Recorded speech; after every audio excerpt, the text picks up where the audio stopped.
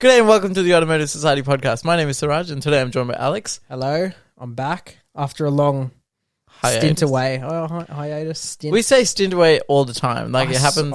It This happens way too often. It's too common. Look, life's complicated. Yeah. A lot has happened since the last time you've been on here. Yeah, it has. Well, We've all had car troubles. literally all of us. Yeah. My car troubles are a lot simpler. Well, they're the same. My car still got hit and I'm still waiting for insurance. So depressing. You can't start an episode Yeah. and get depressed on the microphone. But anyway. Yeah, we're going to move off. I'm just going to start by saying we found out that you have a replacement for the Evo. I do. Yeah, okay. And like I've only found this out. For all of you who are listening and you don't understand, he calls me on the day of he's picking something up. I never find out 5 days in advance. Oh, yeah. I always find out day of. But that's because I only know on the day off. I've never pre-planned a car purchase. It's always like, oh my God, this car's sick. Let's go pick it up now. Okay, fair enough. So I called him today and I said, he said to me, he's picking up a replacement for the Evo. Oh, yes. And can I just say, in my head, whenever I hear this, I think, oh, wow, he's going to get like a Chaser or like a TRD Orion Camry or like, you know what I mean? Like something like nifty and tickled my beard. But what did you tell me you picked up today? Oh, it's beast. It's a beast. Yeah. And what color is it? It is bright yellow. And from what country is that car made? As every sports car should be bright yellow, you know? You know what I mean? Is that right? Yeah. Is that right? Sure. Yep. No, I agree. Yeah, Yellow's good. You know, I would compare it up there, like Porsche, yellow, lovely, you know? Lamborghinis, yellow, awesome. Yeah. Ferrari, hold on, can I put yellow. this out there? Yeah. I already know what this is, but it might be on the same level as like Pagani and Koenigsegg. Yeah, but Paganis don't look good in yellow. Like, you know, then they shouldn't be yellow. They look great in yellow. No. They do. They look good in like grey or black. It's so boring. But that's like, it's such a good masterpiece in every other way. It doesn't need bright colors. They look great in yellow and red and blue. Red, maybe blue. Yeah, Blue, I know they're royal look blue. real- Yeah, it oh. looks really well. Really well. Is that a thing? You mean it looks good? really, really well. Looks really good. Yeah. Anyway, the point is, But this car's on that grade. Like we're talking Porsche, Lambo. Like this is a proper in terms of color and looks, up there. mighty. Yeah. Now, can you say it's probably one of the nicer driving cars that you've ever had? No, I cannot. Okay, but it's got a turbo. But I can say Does have a turbo? I think it does. does not have a turbo. I can say it is the newest car that I've had in my fleet. What year is it? 2022. It's literally brand new. It's brand new. All right, spill the beans. What car is it? Brand spanking new. Also, one thing before I tell you what car it is, what car in the world has Apple CarPlay but not Android Auto? Well, most normal cars. No, they always have both. If you have an Apple CarPlay from factory, you always have Android Auto. Hold on a minute. I've just come up with something. Where's your car manufactured? You know where it's manufactured. You tell the audience. Tell the place. No. Tell them what is the model of car that you picked up today? It is the Mighty Grade 3, is what I like to call it. Oh, the MG3. Can't just put a nickname in there. Mighty Great 3. That's what the MG stands for. Okay, this is Mighty and Great. I'm not trying Number 3. I'm not. I'm not trying to be politically incorrect here. Okay. Okay. Yeah. What are you trying to say? I'm just giving a warning out there. Okay. So the MG3 is manufactured and built in China. Okay. What? Why is that a warning? Every single iPhone in the world is manufactured in China, and they're great. right? Yeah. There's not that many Chinese iPhones, Chinese Android phones. I mean, there's a few. I'm pretty sure Huawei's. No, that's Korean. Oh, is it? Yeah. Oh, okay. Oh, I'm sure So that's probably the reason. There's heaps, but no, I'm sure there's heaps. There's got to be why MG? Why do you give Apple CarPlay and not Android Auto? I plugged my phone in today, and I was getting calls, and I had to be like fumbling around, like pull over, fumble around with my phone. Yeah, I finally got Bluetooth to work on it, which is good. The speakers are a bit average. Okay, let's be honest. The whole car is below average by far. No, not at all. I could see that car taking on a Porsche Cayman around a track every day of the week. I will record you driving this car. Right. After this podcast, and I want your real reaction. It is... Imagine a Suzuki Swift. Yeah? Yeah, okay. Yeah? But then you take the engine out of it. Right, yeah. And what else? And then you've stolen a steering wheel out of a Volkswagen Golf from 2015. Yeah, okay. And you put that in. Yep. You've stolen a head unit out of a 80s car. Yeah. And put a screen on it. Yeah. And that's about it. The gearbox, like CVT gearboxes usually pretend to change gears. God, it's a CVT. But you know how they pretend to change gears usually? They're like, nah, Yeah. Doesn't even pretend. Just straight away, it's just like, I'm a piece of shit. There's no need to pretend. Like, I change gears, it doesn't even move. Like, the revs go up when I, upshift. Like, I swear to God. What, it just keeps going up? The revs are constantly up. Does not change the revs. Changing gears does not change the revs whatsoever. So what we're saying here is if you want a reliable daily, okay, which is functional, falling apart, has a good stereo system, looks the part, has an 80s feel to it, shall we say? Yeah, it really does. Yeah. It really, it's like a retro classic 80s and used to be Econobox and used to be English. And bought by the Chinese, that is your car. The MG Midget. That has nothing to do with current MGs. Great car. Would you agree? They're all broken. The Midget. No, every single MG ever made is sitting in someone's shed. shed. Old ones? They're still sitting in someone's shed. Now he's throwing shots at classic. They're brilliant. Classic car owners. They're brilliant, but they never work. That's not true. Some of them work, I'm sure, somewhere. They're sitting in somebody's shed, and in the winter they tinker with them in the garage.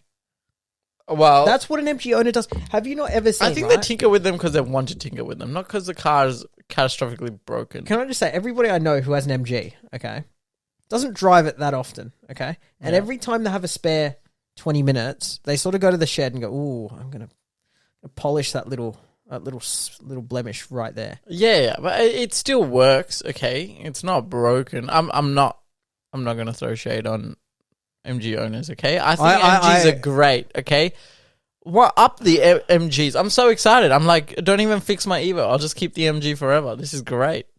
Don't, please don't. And can we just say he hasn't bought this? This is a rental. It is a rental. This is a rental. So I'm glad. Well, at some point you'll get rid of it because of the insurance thing. Until the Evo gets fixed, I was like, I need a car to drive around. So this is their solution. Yeah, the cheapest Econobox. It is the cheapest. Isn't it about 15 grand new? Nah, it's 20.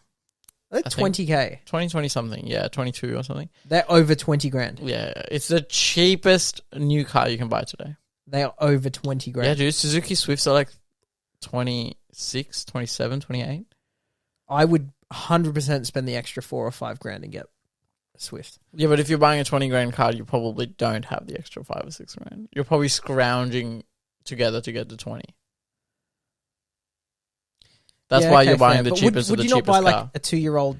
Like my dad did that. Like my dad, for my mum, bought the cheapest Suzuki Swift. And I tell you what, like that thing was amazing. Like genuinely amazing. It had you're Apple obsessed with that car. It had Apple CarPlay, Android Auto. It's you're so burnt about Android Auto. It was 2016 model, and it was so nice. It had leather interior. My dad obviously optioned it out. Leather interior, like awesome amount of space. It was practical. Yeah, and it was really comfortable. Like it was really nice. The sport ones of them are real fun to drive. Yeah, they're really fun. Real like good. Everyone loves them. People even race them. Yeah, I've seen that actually. Yeah, like a cool. lot of Suzuki Swift Sports like hit the racetrack, and they're manual and they're cool and they're awesome. And they come in bright yellow too. Yeah, but they look good in bright yellow. They do look good in bright yellow. I think like most cars look good. They look in like a bright deep yellow. banana yellow. Yeah. The MG is also deep banana. It's not deep banana. It is a deep banana. I'll show you. No, it's like slightly rotten. No, aged banana. No. It's a nice deep. No, it's not deep. Okay, you know when you buy the cheap... Do you ever buy lemon juice from Coles? Yeah. Okay, so you need to get the lemon juice in the bottles. Okay? Yeah, okay. I know it's a weird analogy. Bear with me here. Yeah. Okay. So you've got like the proper lemon juice, okay? The proper one that's like $4 or whatever. Yeah. And that's like a deep proper yellow. Okay. But if you buy the black and gold home brand, Coles brand or whatever, okay. Yeah. You know that always a faded, slightly shitty. You can still tell it's Yeah, yellow. Okay? yeah. That's the MG yellow. Yeah, that's true. It's I like do the agree. down price of down yellow. It doesn't have that weird It doesn't have the kick behind it. If weird that makes gloss sense. to it, right? No, Like the top coat is it's a like bit flat. non-existent. Yeah, it's weird. I do understand. Yeah, it is a little bit like that. But I can't believe Alex is saying all of this, but he hasn't seen it in person. So take his word with a grain of salt. You haven't seen it yet. Do you know why I'm struggling? It's not parked outside. Do you know why I'm struggling? Why? Okay. So it's a British car manufacturer with a lot of history Yeah. that's being bought by people in China. Nothing wrong with that, okay? You're jealous. I'm not... What? You're jealous because you don't have one. If I could afford MG as a whole, I would buy it. 100%. Yeah, I knew it. But my concern is that it's now... it's built by China, and not to say that's bad, because I think in 5 years, right, I bet you MGs are going to be all over. They're going to be so good. They're such already good cars. one of the best sellers. Yeah, I know, but I just think they're going to be everywhere in 5 years. Because Yeah. that's what like they do really well, right? They take something and then within a year, if the Germans can get through one version of that, like Chinese will get through 7 versions, right? And make it a lot better, a lot faster. So I think MGs in 5 years are going to be actually quite reputable vehicles, if you know what I mean. Yeah. But I think they're still in that early stage of, I guess, I'm not going to say development because they're out there, but... Well, the developing MG3 was the to- first car when it came back, right? Yeah. Like it was the first car for the MG revival, really. Yeah. So yeah, I'll give it the benefit of the doubt because Well, it was the first of the first. Yeah, but I think, And honestly, you can 5 definitely years see will where be they good. got inspiration from. Like the steering wheel is literally out of a Volkswagen Golf. Yeah, well, I mean, it's literally the best selling hatchback Yeah. in the world. Yeah.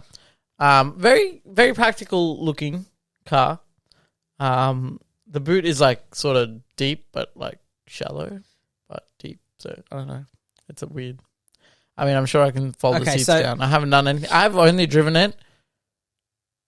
I drove it for like half an hour today. That's it. I only just picked it up this afternoon, and then I've been super busy. I've been in the city.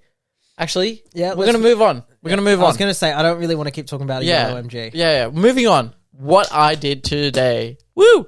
I went to. There was an event in Sydney. First time Ferrari has done this event outside of Maranello. Ever. Is it ever? First time outside of Maranello. Say it with the Italian accent, Marina. What the event? No, Maranello. And the event. Universo Ferrari Okay. was the event I went for. I don't know why I went for the That's hand racist, gesture. man. It That's stereotyping came with Italian. it. I didn't even mean That's to do it. stereotyping Italian. I'm sorry in advance for his misbehavior. Sorry. No one. Okay, all our presenters today were from Maranello. All of them were from the head office of Ferrari. And not one of them did hand gestures, I'd like to point out. So it is a stereotype. Okay? Are you... move on. I'm not even going to open that. I'm not going to open that can of worms. Yeah, so Universal Ferrari. And today, so it was showing off the Ferrari collection, showing off the Ferrari history. This year is the 75th anniversary of Ferrari. Ferrari started making road cars in 1947. So 75 years, okay? Why do you sound like a person doing a voiceover on a documentary? Because I've been listening to it all day. Oh, God. And then this year is also, why do I keep saying today? This year is also the 50th anniversary of Ferrari in Australasia. 50 years. 50 years they've been in Australia. So they took 25 years to start selling. In Australia, yeah. Wow, okay. I'm guessing 1950, well, there was... When did they start? What's the year they started? 1947 for road cars. Isn't that after the war? Yeah, after the war. Yeah, just after the war. And then I'm guessing they probably couldn't get cars down here. Well, like the company was growing locally before they could expand probably all the way to Australia, which is really far away. and also a new land. Everyone was like, let's just send this car to that island and see what happens. Yeah. So it was an amazing event. Amazing event. I saw the 2007 Ferrari Formula One car, which Michael Schumacher won the Australian Grand Prix in, and still the car that still holds the record at Monza. Yeah, that car's bonkers. It was very small. I've seen Formula One cars from 2020 season, 2021 season, and they're this more year's elongated season. though now. Yeah, and this year's season, and they're massive. You know, like they've slowly grown and grown and grown. Well, I know this year they shrunk compared to last year. They were pretty big. But this one, 2007, man, it was tiny. Like it was actually so short. The thing is though, they look like growing up and watching Formula One. Like if someone said for me to draw like a Formula One car, Yeah. that's like the car I would have drawn because you know, like the really narrow wings on the Yeah, rear? yeah. They don't overhang all the way Yeah. across the car. That's what I saw today. That was the Ferrari, like there. Shape wise is brilliant. I think that looked so much They nicer. were eights, 10s then. I think they were eights. This was an 8. Yeah. 8? I think that would have been Six? V8. No, they weren't 6s then. 8? Maybe 8. Yeah. Yeah. Anyways, continue. Sorry, that was the first thing I saw at the event. I was just so excited about absolutely everything. I don't even remember now. But yeah, dude, it was awesome. And then they moved us on to the next stage, which was Ferrari Classica. The Classica was them showing off the classic cars, like the old Ferraris. And I kid you not, the two Ferraris what did you see when you were there? Get out of here. You're the one doing it. You're the start of this. No. The two Ferraris that were there were the F40. Yeah, F40. That's a big deal. Yeah, that's the a few. I've seen quite a few, but the F40. they're not as rare as what people say, though. In all honesty, I know they're rare. Okay, They're really rare. no, they are rare. Like, don't get me wrong. Okay, but in all honesty, how many F40s have you seen in ever? In Australia? No, Well, I've seen only ever seen them in Australia. Yeah, in Australia, let's say. Like through museums and other bits and pieces and car shows and things, like I've seen I like think 5. 4 different ones. Right. Yeah. But how many? One of them was a proper race car. But how many like Aventadors do you see? I've probably seen less Aventadors at showroom. Yeah, but like the F40 didn't run for that long, whereas the Aventador has been running for like 20 Diablo. years. Same, the Diablo ran for so long. Like, you can't compare Lamborghini to Ferrari. Ferrari makes a model and then runs it for like 2-3 years and then discontinues it. Yeah. Yeah, like the But the GTC thing for is, like, Lusso. everyone- Like, do all- they all even I'm sell that saying- anymore?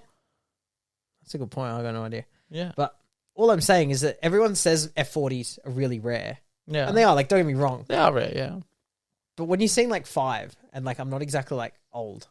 Well, I am getting there, right? I've seen Yeah, I quite a guess few of them so. now, if you know what I'm saying. But no, well, great that's car. because we go to events and they only come out at events. Yeah. They never come out anywhere else, right? So I've never That's seen one true. on the road. No, I've never seen one on the road. Sorry for that short intermission. Been having, technical difficulties, shall we say? Yeah, that are beyond Alex's. It's beyond your capability. You couldn't fix it. I fixed it, didn't I? Well, yeah, eventually. Sort of, not really. Well, you didn't touch it. Yeah, I did. I let it cool down. Sorry. Our GoPro overheated. Yeah, overheated. Yeah, because it's really hot in here. It's not hot. Alex and I have had this conversation before now, but Anyways, back to where we were at. We were with F40s and... F40. Yeah, there was the F40 and then another classic car, which was a 1974 Ferrari. what type of Ferrari? A Ferrari, you know, like What do you mean Ferrari? the red kind. Oh, I sort of probably pieced together it would have been red. But I think almost every Ferrari, there was like probably like 30 Ferraris, I'd say 35 Ferraris. yeah. Yeah, total. Yeah. Yeah. I think only like 2 of them weren't red. They are a big red like they... They are. Do you know what I mean? But they had different shades of red. Yeah, okay. It was Rosso Corsa, Rosso So, can I just say... was something fire? I don't know what So, the reds were like when you buy pasta sauce. You know, you have the proper and then you have the home brand and one's more red than the other. Like, I mean, I guess these are all Ferrari. you know, home it's like brand. the lemon. Like the lemon juice, you know? Like the lemon juice. Yeah.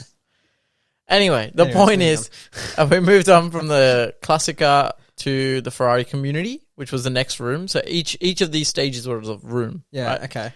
The Ferrari. What's the community room? The about? Ferrari community was what you can expect if you own a Ferrari. So when you go out buy a Ferrari, it doesn't just make you So does it come with a toolbox?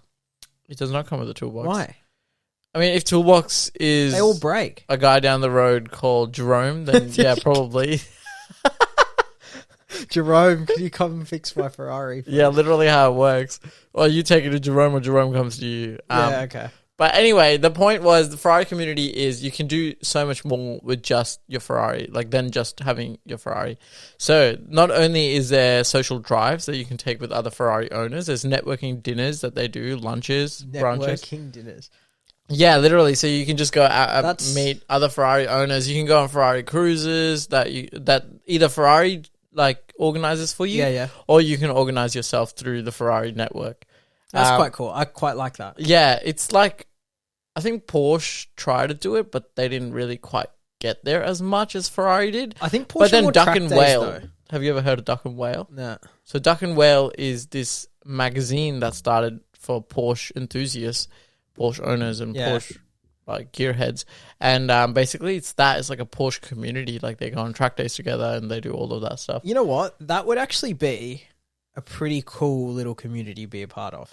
Ferrari, Yeah. yeah, Ferrari, yeah. I guess so. Like, I'm sure you have people of all sorts of ethnicities and backgrounds and other like social standings in a Ferrari gathering. Like you can never.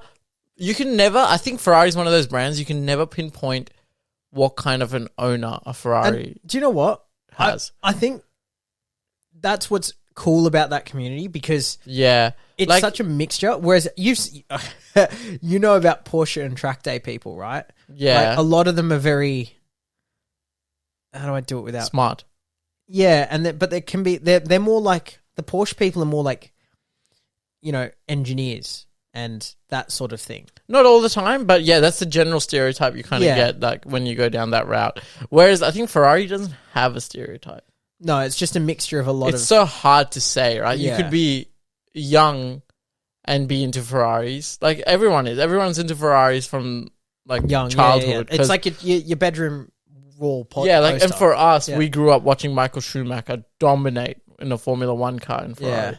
Yeah. So like for us, if you ever heard about motorsport, obviously you care about the pinnacle, which is F1, and Michael Schumacher in the Ferrari just dominating. That's all you ever heard. Yeah, It was like the Lewis Hamilton stage, but we were a little bit older by then. Yeah. Like I never got into Mercedes because of Lewis Hamilton. I wonder if kids nowadays would. Like I think- if the kids that grew up I don't know about you, but I was into Lewis Hamilton when he was Right. on his way up. Okay, then he won his first title, and I was like, "Wow, that's so cool." Yeah. And then he won his second, and then I was like, "Oh, okay, cool." And then his third, and obviously, Yeah, but that For says more years. about the sport than it does about Mercedes, right? yeah, That's more how like the sport goes. I think because now you're looking at it from a standpoint and a perspective where you're like, oh, I want to enjoy the sport. Yeah. As a kid, you just went shiny car go around track, and you went Ferrari win all the time. Ferrari must be awesome. yeah. It You was. never went, whoa, like what are the dynamics? What are the strategies the teams are doing? Like I Until- never thought of that. Oh no, agreed. No, Until agreed. I was way anyway. So older. you've got the community bit. Yeah, so you got the community bit. Oh, well, this is a weird tangent. Are you going to do the same thing with Verstappen when Verstappen wins his like third, and you're going to be like, I'm over it now? Because you're into Verstappen. You're a Verstappen I'm boy. a Verstappen fan, Yeah. but I was pre. Like So this him is his winning. second championship. Yeah, but I was pre him winning. Okay, because the only thing is, Yeah, but you just said that you were pre Yeah, Lewis Hamilton winning. look, I'm not over it yet. Okay, So let you me will ride get the over high. it if he keeps winning. I think I will. Okay, fair enough. Because then all of a sudden I'm Because gonna it's no longer a sport, right? And then it's just you're Well, watching that's- one person dominate. that's my issue. It's like I watch a lot of football, right? Yeah. And to be fair, probably one of the more exciting teams is Manchester City. I'm sure you've Yeah. heard them, right? Yeah. And they got one of the best coaches in the world. They spend all the money in the world, and they literally win everything. Yeah. Okay. But it just gets a bit dull. Yeah, it does. I think that's you that's, want an underdog at that's some with point. almost every sport. Is Manchester City dominating this year's World Cup? This year's World Cup, No, You not mean World Cup. this- The EuroLeague. What is it? What is it called? Premier League. Premier League. I don't know, man. I don't watch Yes, football. the Premier League. Yes, they're dominating. Yeah. Yeah. Okay. Fair enough. Them and Arsenal are the two top. Oh, yes. Yeah, I used to go for Arsenal when I was a kid. You still do. I Who's don't really care about football anymore. But It's a brilliant sport. that's probably going to be a hot take. Sorry, guys. I play football every Wednesday. I play football. But I'm not into the sport. Anyways, continue. Anyway, sorry. The community room, the Ferrari community room. So the half of the community room was dedicated to people who, go out for weekend drives, go out for club drives, or like something like that. That's right? cool. I like that. And then they took us into the next room, which was a Ferrari motorsport community. Suddenly, it got really serious and really expensive. It was like, so in the first room there was I didn't mention, there was a 488 Pista Spider. Yeah. In a really, really nice color. It's the fire red. Well, like Italians call it something fire red. It's Rosso fire, but I don't know what the word is in Italian. Anyway, and then the other one was a Portofino M. Is that what it is? N-M? Portofino? Portofino, yeah. I just know the Portofino. But There's a letter after it, but I don't remember now. Obviously, I'm not a huge Portofino fan. Like, I like them, but I wouldn't. It's not the one you want. No. If I had the money, I wouldn't be. That's not the one I'd buy. You'd buy your 488. I love a 488 Pista. But you can't buy a 488 Pista unless you're invited. I have a slightly controversial thing to say. What? I wouldn't buy a 488. What would you buy? A 458. I'm too old now. I'm sorry, but like, it's a mid-engined. But you're paying the same money almost. Like 458, yeah, that's fine, 458 is inflated to almost the same price as 488. Naturally aspirated price. V8 mid-engine, right? From here on out, we're looking at 6-cylinder turbos and hybrid technology and... Yeah, I get what you mean. You know, I get what you mean. You're just old school. You know which what? is fine. Do you know what the scariest thing is? What I'd actually buy? What? I'd buy a manual F430. Really? Yeah, that's exactly what I would buy. Okay. A gated F430. If I wanted like an entry level Ferrari, I would buy a 355. They're not cheap though. They used to be. They used to be like the cheapest Ferrari around, other than the Mondial. Yeah, which nobody wants. Nobody wants that. Nobody wants It's not at even all. Ferrari at the moment. Yeah. Anyway, we go off on too many tangents. Yeah, we go. Yeah, so the 488 Pista Spider, and there was a Portofino. The next room was the 488 Challenge Evo. This is the one with the wing. Which is when you go really serious. Yeah, massive wing. Yeah. And lots of air ducting, full race car. But when you get to the Evo, that's like the full-blown... Race car only. Race car, isn't never, it? never road legal. Yeah. But the step under that is the 488 GT3, which is a GT3 racing car. For the road? Or... No. Oh, that's still race spec. Still race spec, track only. And then you drop down to the It's Stradale. actually a GT3 spec. Hold on. So you've got the 488, you've got the Pista, Yep. then you got the Stradale, I think, above that. Pista Stradale? No. There's no Stradale in Is there not? 488. No. Not that I know of. Okay. Well, anyways, we got the Pista. Yeah. Then you go straight to the GT3. Yeah, you got the Spider. Or the Spider, which is convertible. The Pista Yeah. Spider, yeah. And then you go GT3.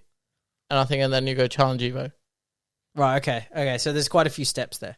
Yeah, and then it goes further than that, I'm pretty sure, for the FXX program. Yeah, okay. Then it just goes bonkers. Yeah, anything after the Pista Spider is bonkers.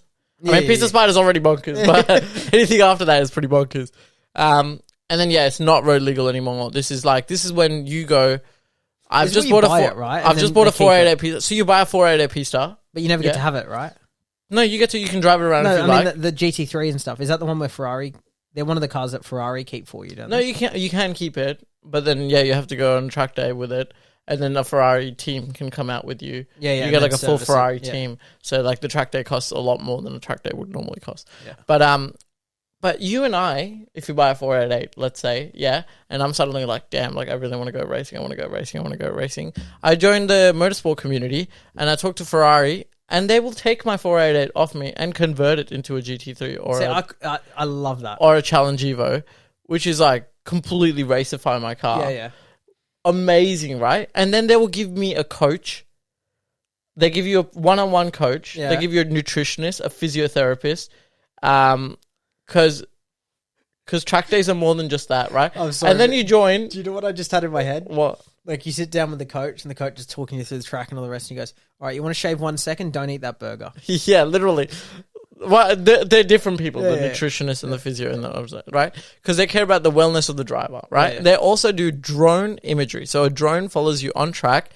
So the coach knows when you're turning into a corner, if you're turning in too early, you're turning in too late. Which is, and they also have stuff attached to you to measure your vitals while you're racing.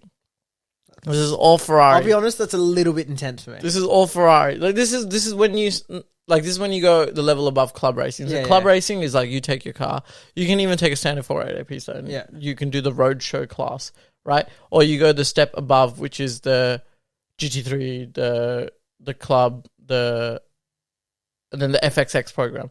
The FXX program, this is when it gets really serious. This is like you really like racing, right? You want to go in the Ferrari series. There's a series run by Ferrari. You race in the Ferrari series with a coach and all of that, right? This is when it gets proper serious. Before it's just like, I want to have fun at a track day.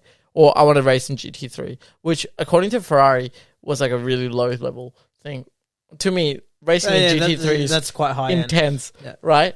But for them, it's like a low level thing. And then you go the FXX program, which is what the FXX K, the FXX Evo, the FXX K Evo. Sorry, it sounds like you're saying something else, but anyways, move on. Like those cars come. You know what I'm talking about? Those cars, the big the top boys. end. Yeah. They apparently came because Michael Schumacher had a 458, right? Yeah, and he went too slow. I want to make it faster. He's not Italian. Yeah, but that's what he said. That's what he said. Mark my words, Alex. That's what he said. Don't quote me. Okay, that's fine. I get it. Don't you worry.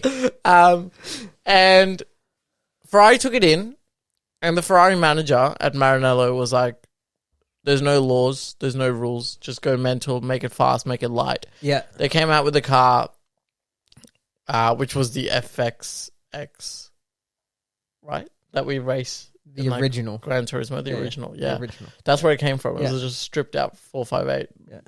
The original, like... Well, FXX was originally an Enzo, technically.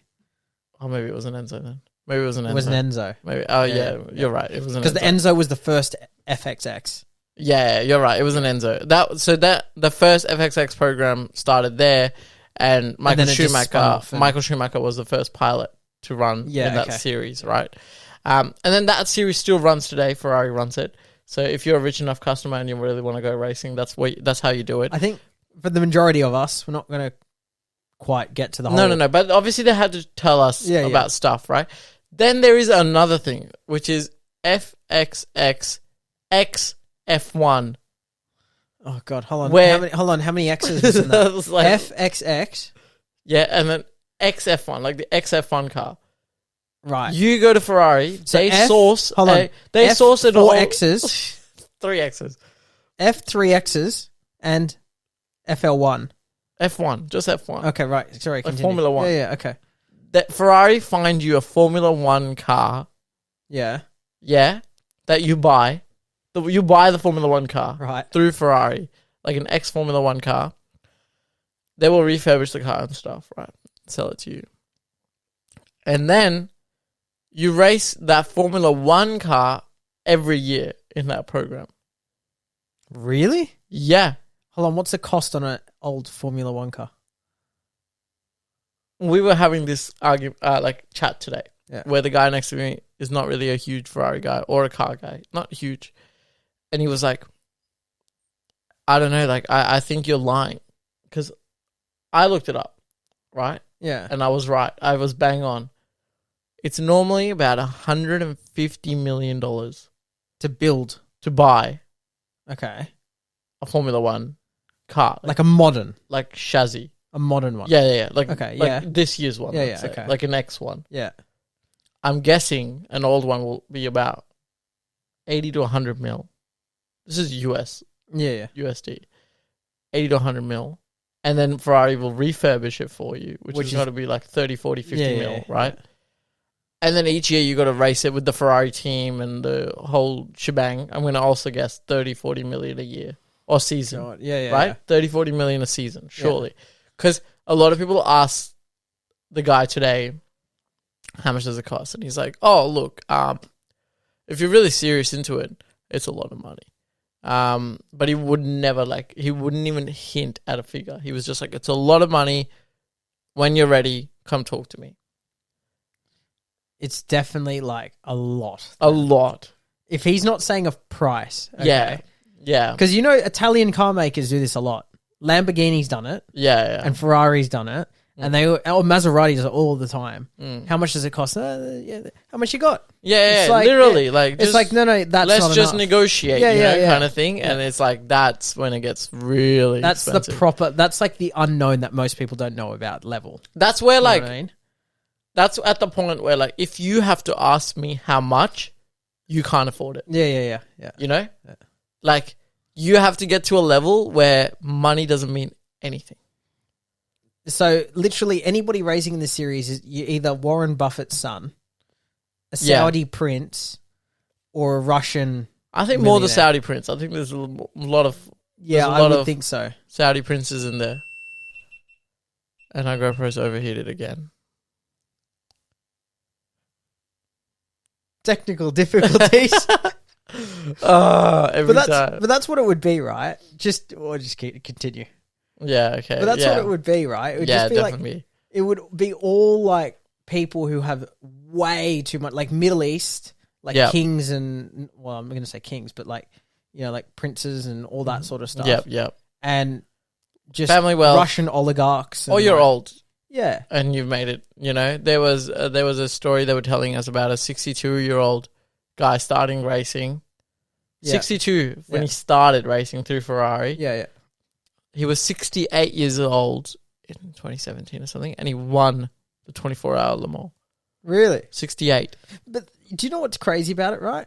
What? He's he went through this Ferrari program. Yeah, and made it. Yeah. Right? But, okay, let's just say for argument's sake here, it is $100 million to buy the car. Let's say $50 million to fix it. And all up, you're at, what, $200 million, let's say. Yeah. Okay. You have to be proper rich to be throwing $200 million at it. At a toy. Yeah, because... At a weekend, toy. If you talk to any businessman, right, or entrepreneur or whatever, they would tell you that $200 million is... that is so much investment money to make more money upon. Yeah. Do you get what I mean? It's if you invested $200 million in stocks, how much are you getting back, you know? You invest $200 million in an F1 car, means nothing. No. And then you've got to resell the thing, and it's worth less money because it's been used more times. And you've also got to pay for the team every track day. Each track day will probably cost you. This is an possibly, enormous amount. If you want to spend heaps of time hanging out with a prince from Saudi Arabia. But it's not that. I think it's more the fact that if you have a lot of money and a lot of skill and no other way of doing it, this is how you make it in motorsport. You can get to an actual F1 level. Yeah. I mean, throw money at it. You have to start at a somewhat reasonable age, right? You can't be 68 in Formula 1. Yeah. You can maybe win the Le Mans like that guy did. Yeah, or you can get into IndyCar. You like can a get DTM into, race. Or, you can get into GT3 maybe. Yeah. But it'll be a lot harder to get into Formula 1. So they've done the motorsport one. What was the big car reveal? Because obviously you've been there for the big car reveal, right? Yes. The new car. Yes. Yeah, I'm going to skip the rest of the stuff. Obviously we saw a lot of Ferraris. We saw a lot of Ferraris, but the big one that was revealed today, and the first one in the Southern Hemisphere ever, and I sat in it, was the Ferrari Pura Sangue. You missed the hand. They can't see it anyway. But but you missed it. You may as well continue. I'm not Italian. I don't have to do the hand gestures. Not that Italians do that anyway. But the Ferrari Pura Sangue. It is a weird name. It's not actually. What does it mean? It's a really cool name. In Italian, it's actually a really solid name. It means thoroughbred. Oh, it's quite good. Because it's horse. Yeah, a thoroughbred horse. I quite like that. They tried to say that because they were like, just because we made a car that's bigger, it's not an SUV, by the way. Ferrari don't call it an SUV. It's not an SUV. What is it? It's an FUV. And what is that? A Ferrari utility vehicle. Oh, okay. Right, yeah. Okay. So, just because Ferrari made an FUV doesn't mean it's not a Ferrari. They were saying it's still a Ferrari through and through. It's got a huge motor, the biggest motor that chassis can handle. It makes 850 horsepower. What is it, a V? All-wheel drive. think it's a V12. Okay. I think it's a V12. Don't quote me on that, but I think it's a V12. Yeah. 850 horsepower. Yeah. It was something insane, like insane Newton meters of torque. Like over 1,000. I think so. Yeah, I think it was like high. I wasn't listening. It was staring at the car going, it was really windy, and I was also inside the car holding the steering wheel and playing with the flappy pedals. The rear door is also like it opens like a suicide door. Yeah. Which is pretty cool. Yeah, that's sick. It's only a 4-seater. I'll be honest, that is a bit weird, but anyways. So much for a utility vehicle, right? No, but like you buy a bigger car to have more space and be more practical, right? Yeah. So if you're buying, it's the same as having a Roma. So yeah, that's what I'm saying. So why Roma's would you? a 4-seater. Well, what's the other one? The GT4 Lusso and like GT4 Lusso. Yeah. But that's old now. It is old, but it just almost doesn't make sense to me. Like I know, look, they're gonna sell heaps. It's a lot bigger. It's a lot bigger. Like 100%. honestly, it's a lot bigger. Yeah. Compared to the Roma. The Roma was tiny. So in that way, the back seat would be a little bit more comfortable. But I sat in it. I sat in the front. I sat in the back. And I'm really sorry, Ferrari, but it was pretty average for how much it's going to cost. Like, I don't think it's worth the price tag. What are they talking? It's going to be up there. Like, speculation right now is up there. Ferrari hasn't come up with anything. You're talking what, 600,000 or 700,000 AUD? That's according to speculation, yeah. Okay, so can I just say I've got a couple very like wealthy people who I work with, right? Or clients. Okay? Yeah. Not to say they're like my best friend or whatever like that, but I just talk to them once in a while, whatever. So I was dealing with one of them who I said, yeah, we'll go get coffee. Okay, so we caught up for coffee. And I knew he had money. Okay, I knew it would be like a nice expensive Porsche or BMW. And he turned up in a Urus. Yeah. Okay. Yep. He drives the kids to school in his Urus. Yep. It's actually very nice, to be honest with you. Oh, I would say that's the SUV to have. Yeah. Now, him and his business partner and his wife came as well. Yeah. And we were talking and whatever, and we talked about the Lambo. I said, do you like it? And he said, yes. And his wife goes, oh, but, I don't like it too much because I don't know. I just want something a little bit different to this. And, like, obviously when you say you want something a little bit different to a Urus, like, you got Dosh. Yeah. Right? What can you really want that's something different? They have just ordered that. For a Songway? Yeah. Okay, well, they're not going to see it for like a year This is like 4 months ago. Yeah, okay. They're not going to see it for a long time. But the husband wants to keep the Lambo. Yeah, okay. I'm like, wow. Okay. Very, very rich. Yeah. Their Songway is worth more than the Urus. Oh, would be. What's a Urus? A lot more than the Urus. 500? Yeah, I think 400 or 500. Yeah, somewhere there. And mind you, that's going to be base spec on a Ferrari, and Ferraris option out everything. Yeah. You know everything. the badge that they put on the side? You know, I Fender know, badges? That's like $2,000. That's an optional extra. Yeah, how much is it? No, it's way more than $2,000. It was like an $8,000 optional extra. Wait, 2 badges are $8,000? Yeah, it was insane. You're kidding. And some of them come with like a paint stripe, and you want to remove the paint stripe, right? You just go Ferrari factory. Don't paint the factory stripe on my car. That's an extra like $3,000. If you don't want it painted. If you don't, to remove something is like $3,000. I was like, that doesn't even make sense. Are you going to put the paint on and then remove it? Like, what do you mean? Just don't paint that stripe on. And they're like, no, that's an extra, optional extra. But you know what? Porsche do this a lot. Like, Porsche is the same. But arguably worse Porsche. No, not worse. They're terrible. Not worse. Porsche's almost as bad. They're bad. Ferrari and Porsche don't come with wheels. Yeah, I know. You have to pay for them. You got an optional, like they're optional extra to get wheels.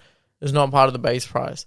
But anyway, so the Porter Songway was a really nice car. Sorry, can I just say? It doesn't feel as Ferrari like the other. Like, it doesn't feel premium Ferrari. A 2022 Lambo Urus. Yeah.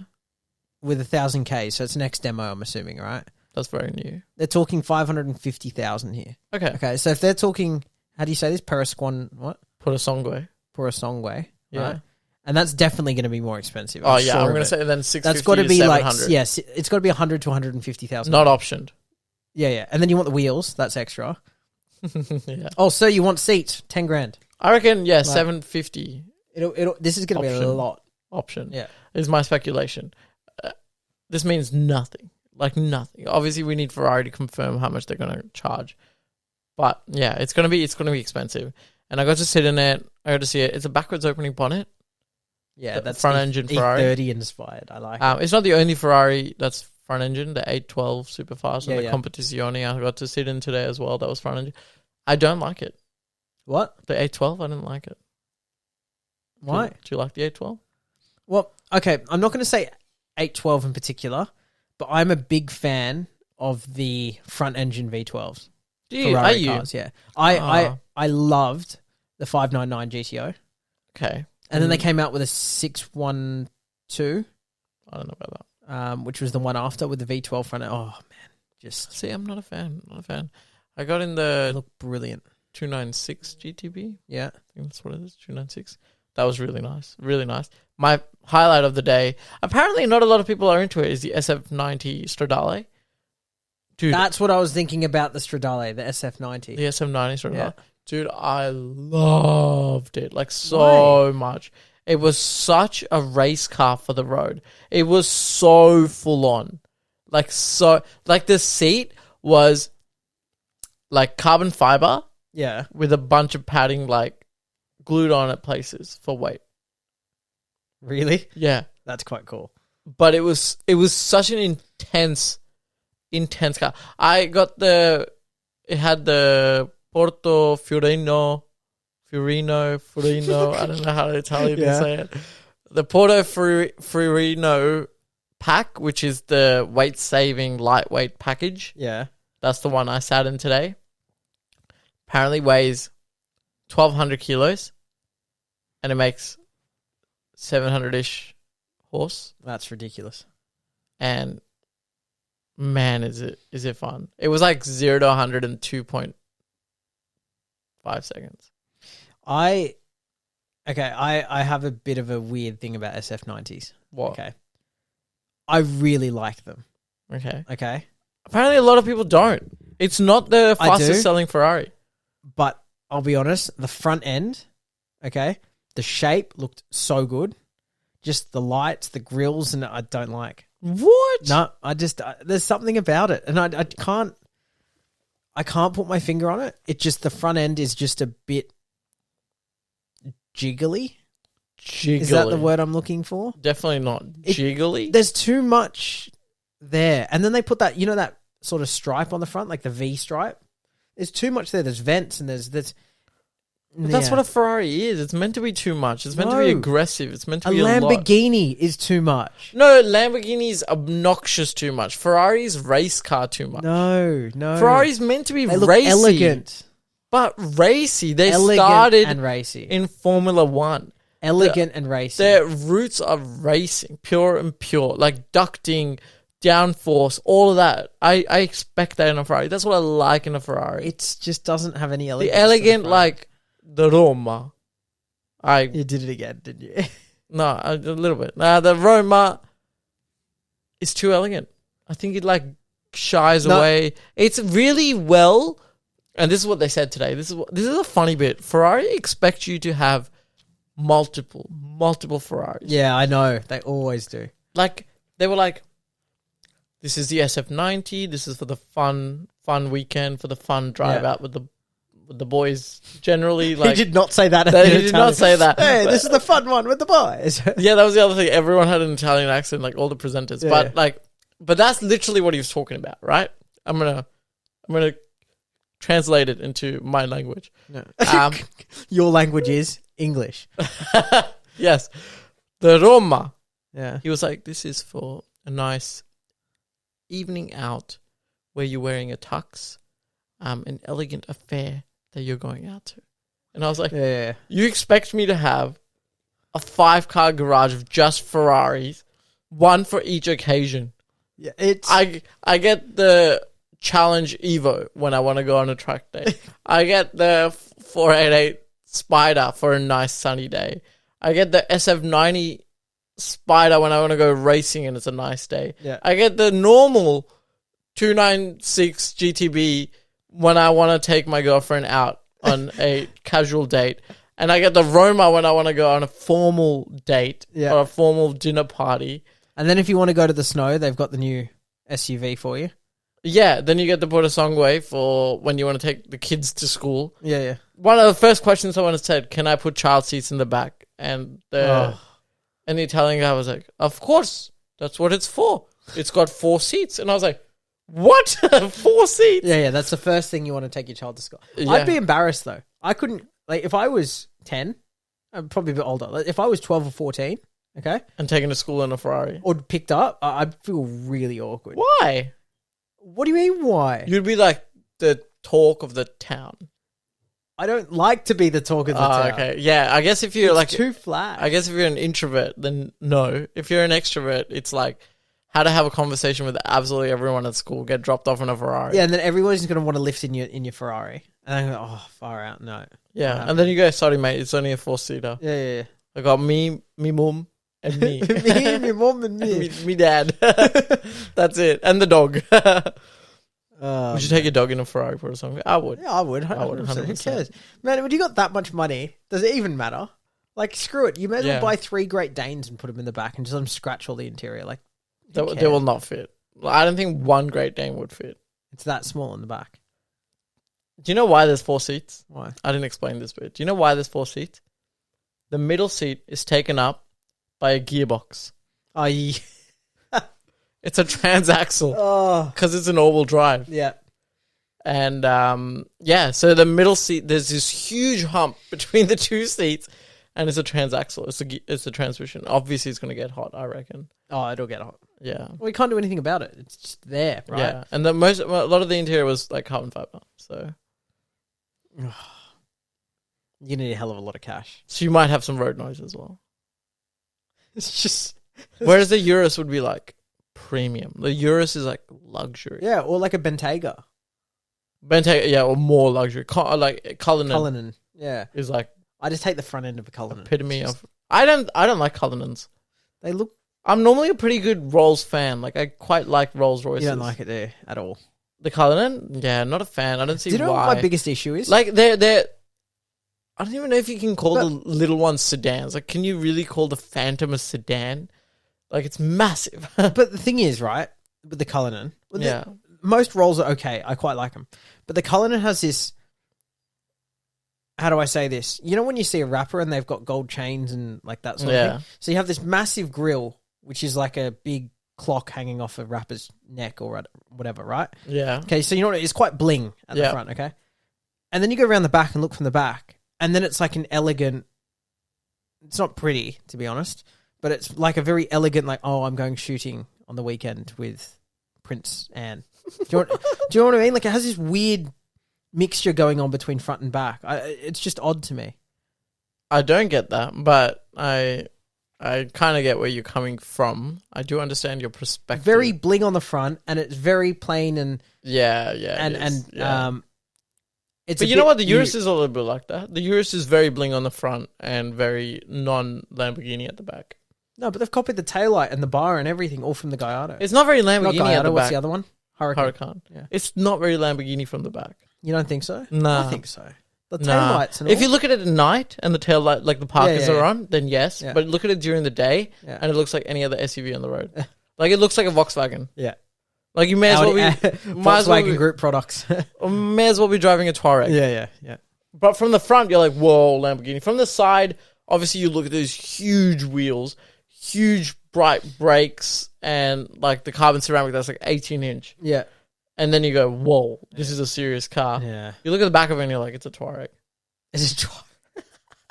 You spend $600,000 on your car, you take it home, and your wife goes, "Yep, wow, thanks, hon, you bought me a Touareg." I love Touaregs. But from the front, it's the bee's knees. It's a Lamborghini, you know. It's amazing. And when you get in it and you like drive it, it's an amazing Lamborghini, but it's not very Lamborghini-esque. Inside, it's a bit Audi-ish. Yeah, it is. It's quite Audi-ish, It's actually. very comfortable, not obnoxious at all. It's quite obnoxious. Only if you step on it. No, but I mean, like, you look at the center console.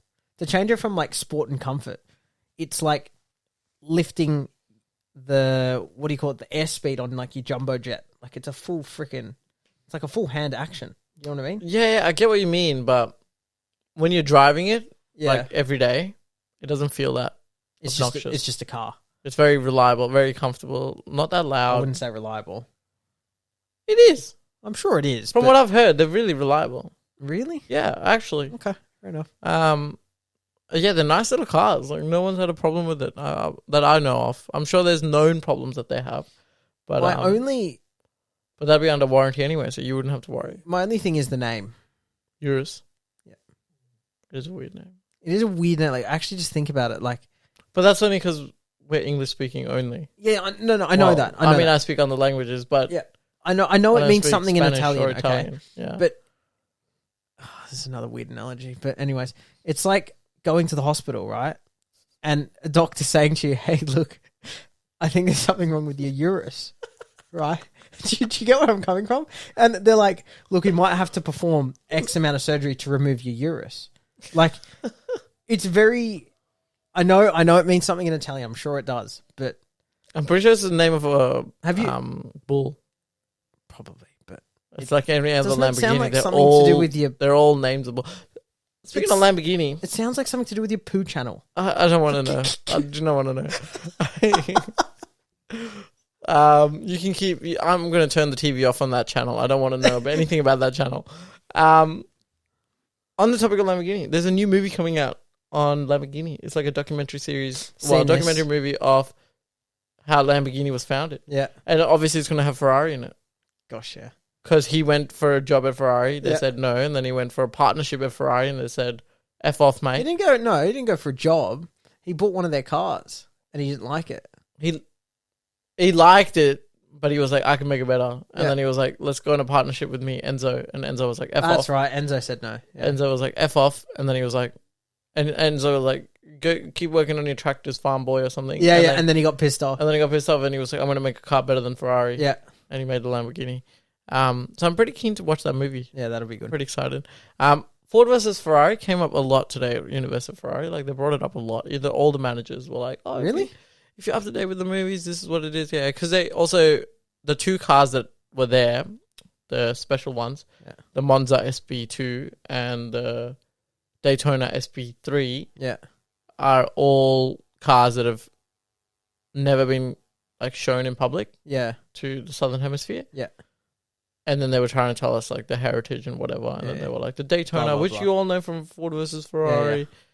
Apparently in 1971, I think, or something. No, maybe older. Ferrari won first, second, and third in Daytona. Yeah. And that's what it's celebrating, that car. The okay. P330, P330, I think it's called. I don't know. They have too many names, too many numbers.